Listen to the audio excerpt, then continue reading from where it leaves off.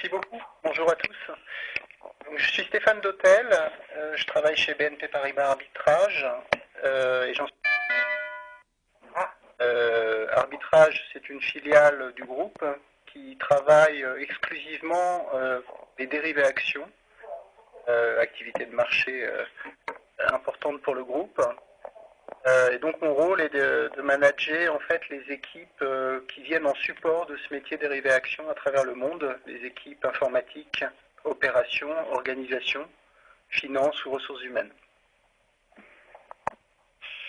Bonjour à tous, donc Alexis Nicolas, moi je travaille pour Stéphane pour une mission bien particulière et je vous en dis pas plus parce qu'on en saura plus tout à l'heure à travers la présentation, donc je vous plus d'informations pour tout à l'heure. Et je rentre tout de suite dans le vif du sujet en espérant que vous ayez tous sur vos postes les slides qui sont disponibles sur le site l'Observatoire des réseaux sociaux sur le 8e atelier.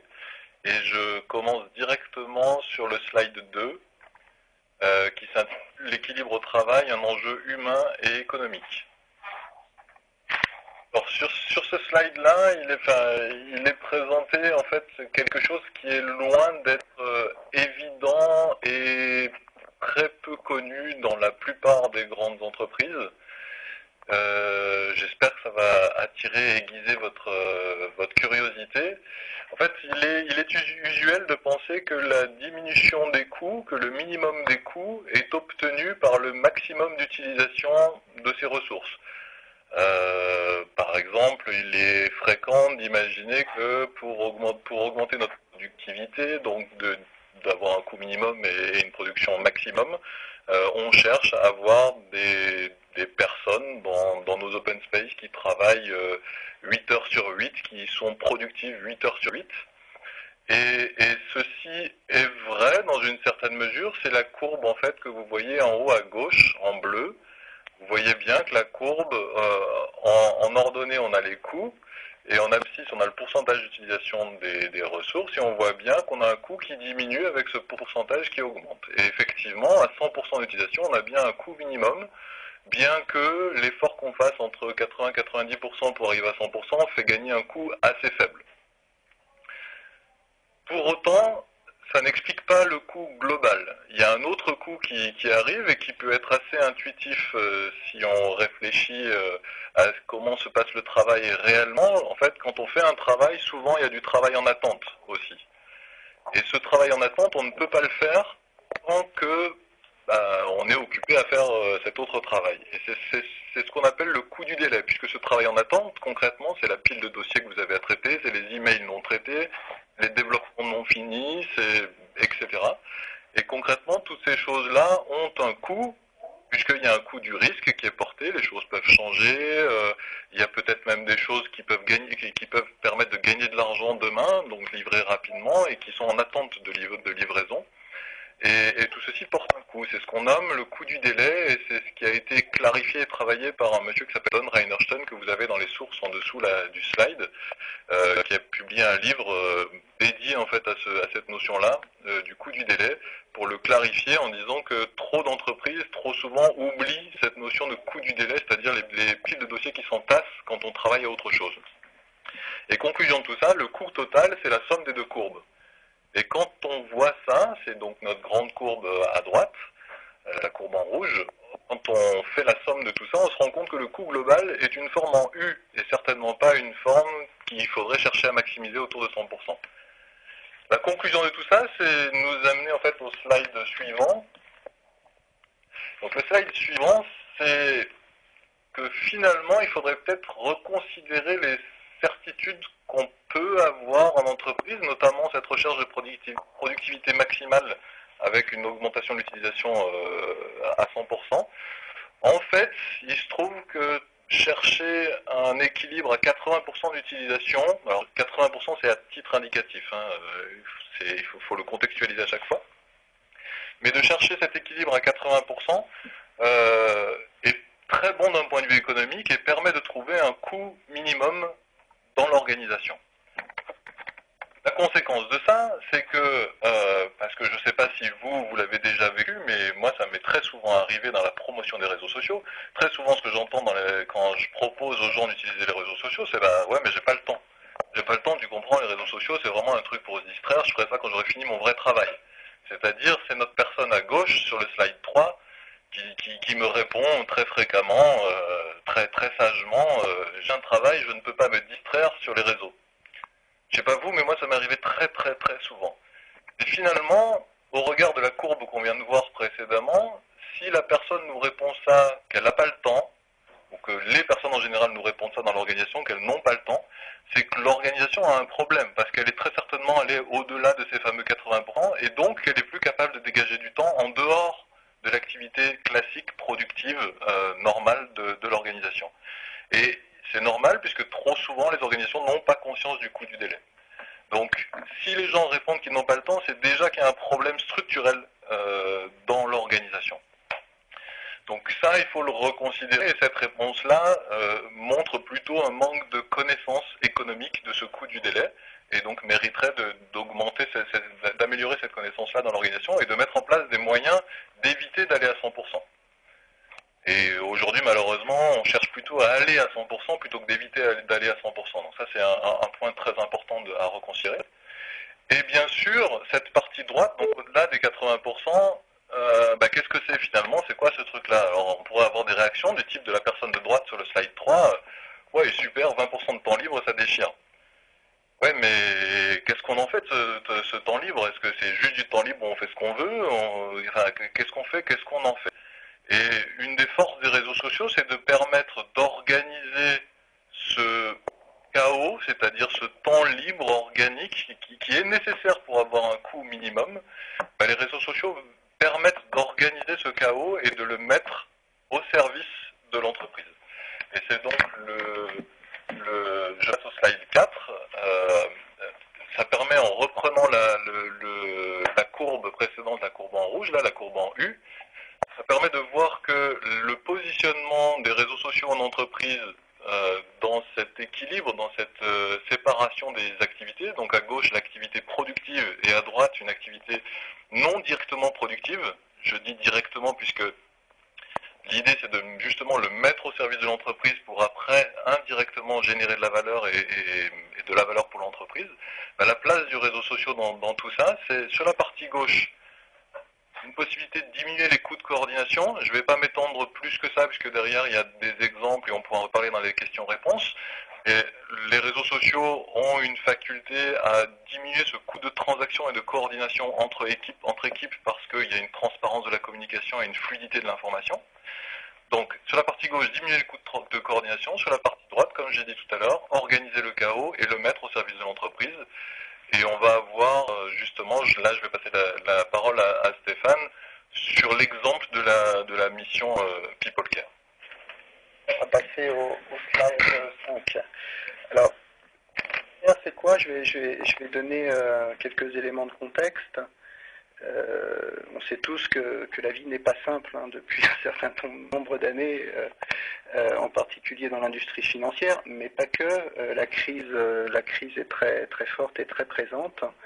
Et on sent tous que nos équipes, notre dispositif est vraiment en mauvais état, mais en train de traverser une période extrêmement compliquée.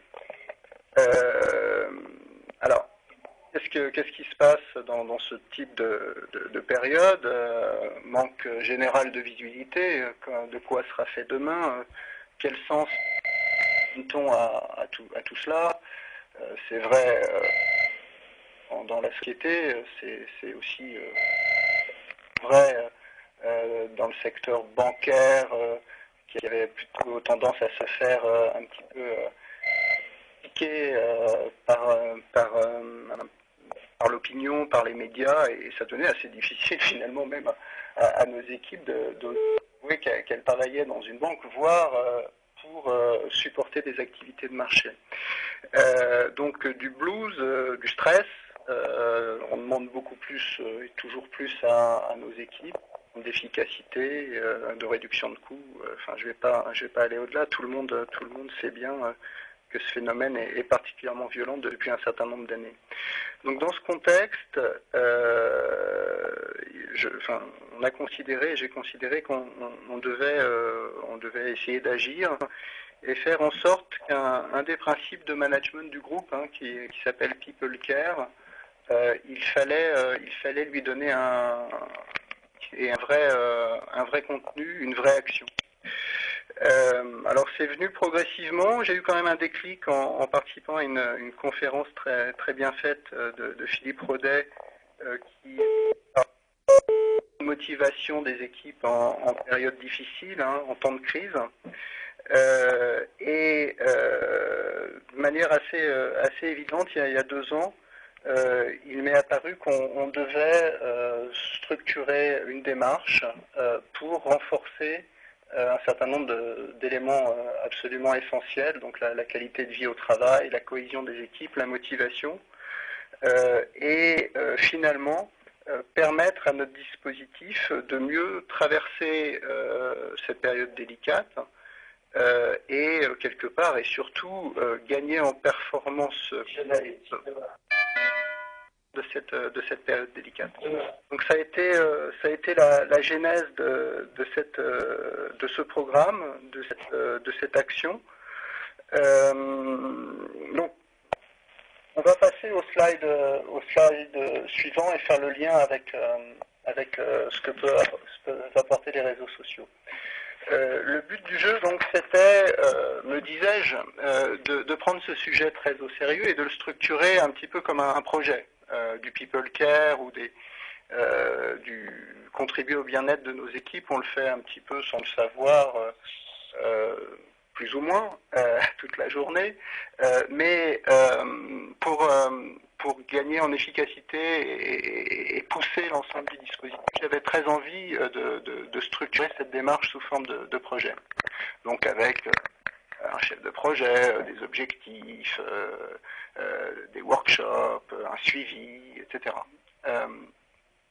En rencontrant Alexis notamment, je me suis rendu compte quand même que cette démarche-là, elle n'était peut-être pas complètement adaptée à ce type de sujet humain, de ce type de sujet qui tourne autour de la motivation, parce que finalement, un des gros pièges qui m'était tendu et dans lequel j'allais tomber, de finalement décréter au niveau du management et de mon côté de direction que finalement le bien-être c'était important pour les équipes et que pour être heureux il allait falloir faire ça, ça et ça, pousser le truc pour que ça soit très efficace et finalement entrer dans des schémas un petit peu contraires à la philosophie même de cette démarche. Donc en gros, réseau social, je connaissais pas bien. Alexis m'a initié, m'a expliqué que ça pouvait être un très très bon levier pour ne plus être dans une démarche de bottom-up, mais au contraire une démarche de co-construction, avec en particulier une logique de volontariat des équipes, et que finalement ce support a été idéal pour lancer un projet qu'on pouvait bien sûr sur lequel on se devait en tant que management de donner un cadre, de donner des moyens, et sur lequel surtout il était important de donner les clés aux équipes et à l'ensemble du dispositif. Donc donner les clés, ça veut dire quoi? Ça veut dire leur permettre de prendre leur destin en main, leur donner des possibilités, mais derrière de les laisser les saisir ou non et d'embarquer cette initiative, ce projet, un peu là où ils voulaient l'emmener et surtout à la vitesse à laquelle ils souhaitaient. Donc là, on parle même plus de chef de projet, on parle plus de chef d'orchestre et d'animateur, le rôle qu'a joué et que continue à jouer Alexis via le réseau social. Donc tout ça a plutôt pas mal pris, c'est-à-dire qu'on a pu donc initier et donner quelques idées au départ de thèmes de réflexion, notamment travailler à des protections contre le stress. Par exemple, améliorer notre vie quotidienne en faisant que nos réunions soient un peu plus efficaces. Et assez naturellement, en fait, des gens se sont mobilisés et via le réseau social ont montré leur intérêt et ont créé en fait des projets avec des produits finis, par exemple un guide spécifique sur on l'a appelé comment au final le bien-être ça se construit ensemble, donc un petit peu toutes les recettes et les bonnes pratiques à appliquer dans l'entreprise pour être le mieux possible dans sa peau, dans son équilibre et pour être au final le plus performant. Pareil pour l'efficacité des réunions. Ce qui est intéressant aussi sur le réseau social, c'est que ça permet de passer de l'information venant de moi, venant du management, d'une manière un petit peu informelle et finalement, par petites touches, donner des éléments de contexte et participer à ce que nos équipes partagent une vision, ou en tout cas aient le maximum d'éléments pour comprendre ce qui est en train de se passer et dans quelle direction on va. Donc là-dessus, clairement, c'est pas un exercice très facile, hein, parce que moi qui suis pas un expert en la matière, je me suis un petit peu cherché au début. La difficulté, c'est que j'ai envie, et je dis que je fais de l'information et de la communication un petit peu informelle, mais le ton que je dois donner doit être adapté à cette démarche. Et ce qui est assez difficile, c'est effectivement de trouver le ton juste qui ne le ton qui ne me catalogue pas comme le manager qui est en train soit de donner des leçons, soit et finalement de faire de l'anti-people care, quoi. Donc ça c'était bon, on apprend en marchant, mais en tout cas c'est quelque chose d'assez intéressant à expérimenter. Voilà, donc ce truc a plutôt été bien perçu, bien acheté par les équipes. Ça a permis de faire des choses concrètes. Au-delà du guide sur la protection contre le stress, ça a permis de bâtir un plan de formation complet pour l'ensemble des managers et des non-managers autour de ce thème. Donc voilà, sur 1 an et demi, on va former l'ensemble des collaborateurs enfin les former, en tout cas leur donner un certain nombre de recettes pour mieux équilibrer leur vie, pour mieux équilibrer leur travail, pour mieux se préserver aussi, et pour mieux repérer ce qui se passe mal, et surtout mieux repérer les gens qui vont mal dans l'organisation. Voilà, bien sûr, le réseau social a aussi l'avantage de faire naître des réponses à des questions de manière assez rapide. Alors là, je sais pas, peut-être que Alexis, tu peux dire un mot de la discussion qui avait été lancée sur le white labeling, qui a été un exemple assez intéressant de ce que ça peut apporter. Alors, du coup, je vais passer sur le slide 7. C'est pas la peine de regarder le texte en trop petit, là, c'est trop petit à lire. Je vais vous décrire un petit peu. Donc déjà, là, vous avez une vue sur le réseau social qu'on utilise ici chez GECD-ITO. Et effectivement, cette histoire, on pense, illustre bien ce que le réseau social a pu apporter et en quoi ça peut être en tant que tel facteur de motivation, de valorisation des personnes, tout en étant au service de l'entreprise. Alors, si je vous raconte cette petite histoire, c'est le white labeling. Bon, c'est un élément stratégique de développement actuel et en fait, ce terme-là avait été, lors d'une présentation dans un town hall, avait été peu ou mal comprise. Peu de temps après, cette information remonte et puis quelqu'un du management me demande finalement si ce ne serait pas intéressant de clarifier ça, de faire une communication pour clarifier ce qu'est le white labeling. J'ai attrapé cette opportunité pour montrer l'intérêt des réseaux sociaux, plutôt que d'aller interviewer des experts, parce que moi-même je ne savais pas ce que c'était que le white labeling, plutôt que d'aller interviewer des experts et puis après poster une communication un peu officielle en mode top-down. Je me suis saisi l'opportunité de montrer la valeur ajoutée des réseaux sociaux. Concrètement, si j'avais fait à l'ancienne mode, ça m'aurait peut-être pris une semaine en termes de délai, peut-être un jour de boulot, 2 heures par-ci, 2 heures par-là, une petite synthèse, et puis après poster ça quelque part. Et puis j'ai opté pour une autre solution, c'est d'aller sur le réseau social qu'on avait monté, donc il y avait dans les 300 membres, je crois, à l'époque où ça a été pris, il y en avait 270, et donc voilà, de 300 membres environ. Et de poser la question tout simplement, moi je suis pas expert, je sais pas s'il y en a d'autres qui sont comme moi, mais j'ai pas bien compris ce que c'était que le white labeling. Est-ce qu'il y aurait des gens qui connaissent, qui savent ce que c'est et qui voudraient le partager avec ceux qui savent pas ce que c'est? Et en moins d'une heure, il y a eu 5 réponses de 5 personnes expertes sur le sujet qui ont expliqué finalement, qui ont donné leur définition de ce que c'était que le white labeling. Donc ce qui s'est passé, c'est qu'il y a eu un gain de temps phénoménal, puisque plutôt qu'un délai d'une semaine, on est passé à un délai d'une heure.